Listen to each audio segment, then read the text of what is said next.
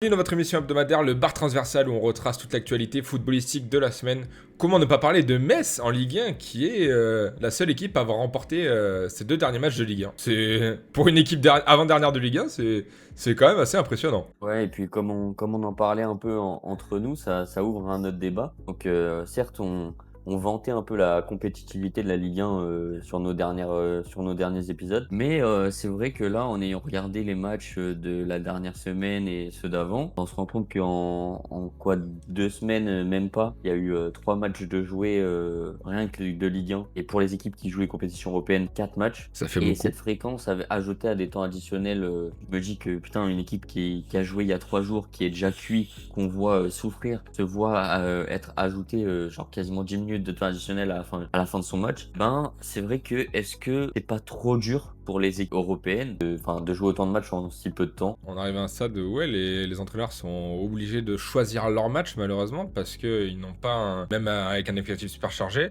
ils peuvent pas se permettre de faire tourner tout le temps non plus. Prends l'exemple de Paris, qui ont joué Lorient, qui ont joué Nice juste après, qui jouent le Bayern à l'heure actuelle où on tourne cette vidéo ce soir. C'est un rythme assez chargé. C'est quand même une rencontre de Ligue des Champions assez importante, donc faut pas se permettre de tourner contre ces équipes non plus de Nice et Lorient parce que tu as aussi le podium de la Ligue 1 à jouer. Donc c'est un peu compliqué. Vu que c'est serré, ben, personne peut se permettre de mettre vraiment le match de côté et tout le monde a des attentes sur tous les matchs, sauf que c'est très compliqué. Comment, en 3 jours d'écart, tu peux montrer des choses différentes sur un même match? Est-ce que tu risques pas de jouer les matchs de la même manière, de tomber dans un système fade où tu répètes les mêmes actions, les choses comme ça? Ben, en fin de compte, j'ai eu 4 matchs en 2 semaines, je les ai pas trouvés hyper savoureux. Ouais, on se retrouve avec un match PSG Lorient où finalement t'as limite aucun jeu. Quoi. Ce qui est proposé, c'est pas terrible. Contre Nice, c'est pareil. Mais bon, tu l'as pas trop montré parce que tu joues le Bayern 3 jours après, qui est ta rencontre la plus importante de la saison pour le moment. On ne veut pas pleurer sur notre sort et seulement pleurnicher sur le calendrier de la Ligue 1. On peut partir en Angleterre. Du deuxième, donc Manchester City, qui a 19 points. Et le 11e Aston Villa qui a 15 points. Du coup, il n'y a que 4 points d'écart entre le deuxième et le 11e. Donc on voit que c'est vraiment hyper serré et que ça peut vraiment se jouer à un match. Du coup, donc il ne faut pas mettre des matchs de côté. Justement, ça en revient à ce qu'on disait tout à l'heure en Ligue 1. C'est exactement la même chose. Ça reste tout aussi compliqué, je pense, que pour tout le monde. Il y a que Arsenal qui prend un peu d'avance, arrive à s'échapper. Ce qui est intéressant à soulever, donc on est dans la continuité, c'est que même en Italie, c'est pareil. Euh, les matchs s'enchaînent, mais ça reste serré. En mettant de côté la Liga et la Bundesliga, c'est la première ligue, la Ligue 1, la Serie A. 3 championnats très très serrés.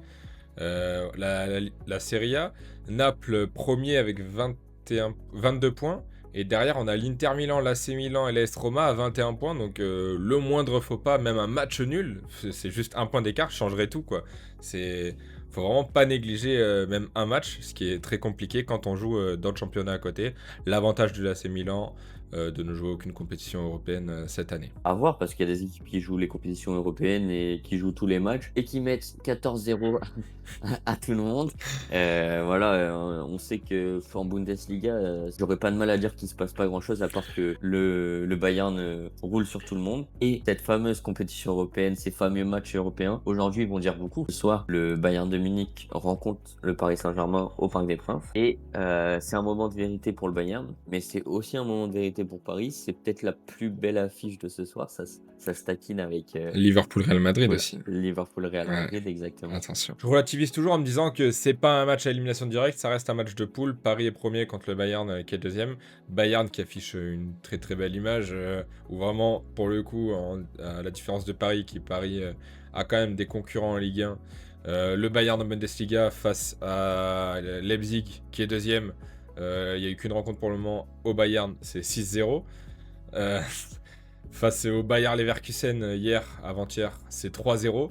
Donc vraiment, il n'y a vraiment plus aucun débat à avoir. Limite, la Bundesliga est déjà pliée, quoi. Donc ils vont montrer un autre visage. On verra, parce que pour l'instant, c'est vrai qu'ils n'ont pas non plus affronté de super grosses équipes. Paris ont déjà affronté Barcelone, où on les voyait outsiders, avec une équipe assez diminuée. À voir ce que ça donne, à voir le visage qui sont montrés. Faut pas oublier que Paris sont champions en titre. Donc ils ont aussi leur titre à défendre. Il y a l'avantage que ça se joue à Paris. Je pense que de toute façon ça va être un match avec beaucoup de buts et j'ai vraiment hâte de vivre ce match ce soir. Nous serons là, je pense, jeudi, pour vous faire un petit résumé de ces matchs importants. On va aller sûrement aussi peut-être un peu de Marseille qui va rencontrer un Atalanta Malade. assez malade, ouais, voilà, un peu en mauvais état. Donc à Marseille aussi de prouver qu'ils ont le niveau pour, jouer cette compétition. On va pas trop en dire et on en gardera beaucoup pour, ce résumé de la Ligue des Champions en tout cas. À jeudi, je pense. Je pense que c'est un bon À mot pour jeudi. finir. À jeudi.